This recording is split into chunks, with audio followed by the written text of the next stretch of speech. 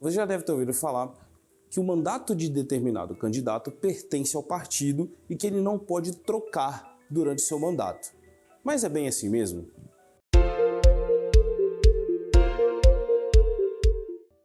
Existem algumas hipóteses que permitem ao político trocar de partido ainda durante o seu mandato. Essa dúvida sempre aparece porque pessoas que se candidataram e se elegeram a cargos de vereador, deputado estadual e deputado federal, via de regra, não podem trocar de partido. Mas existem algumas hipóteses de exceção a essa regra. A primeira delas é o que a gente chama de janela partidária, que ocorre neste ano nos dias 3 de março ao dia 1º de abril, e permite a troca de partido para que seja viabilizada uma candidatura nesta eleição. Ou seja, um vereador não pode trocar de partido e concorrer a deputado federal. Um deputado federal pode trocar de partido e concorrer ao mesmo cargo. Isso é permitido.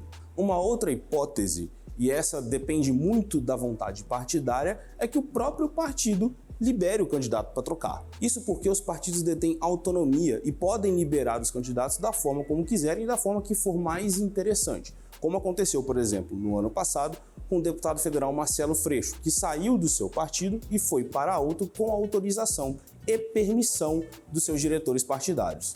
E como os partidos detêm essa autonomia, eles podem fazer isso de forma verbal ou escrita, através das famosas cartas de anuência, onde os partidos estabelecem regras ou condições para que um candidato saia e troque de filiação se por acaso houver um descumprimento de algum daqueles acordos. Por exemplo, um candidato que se elege prometendo votar positivamente determinada reforma. Ele apresenta uma carta de anuência ao seu partido dizendo que, olha, essas são as minhas condições. O partido aceita, entretanto, na hora de fazer a votação, o partido impõe que ele vote contra aquilo que ele prometeu em campanha. Veja que neste caso, o partido descumpriu o acordo firmado com o candidato e ele pode levar essa situação à justiça eleitoral e viabilizar a sua troca de partido. Mas reforçando, isso são hipóteses de exceção.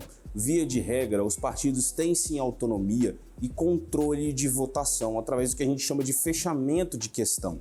Essa regra não pode ser estipulada e manipulada ao bel prazer. Os partidos precisam dessa coesão para fazer parte da vida política. Entretanto, algumas exceções, algumas pontuais exceções, podem ser sim permitidas. Isso já foi referendado em diversos julgamentos na Justiça Eleitoral. Ficou alguma dúvida sobre troca de partido ou até mesmo outras questões de direito eleitoral? Deixa aí nos comentários.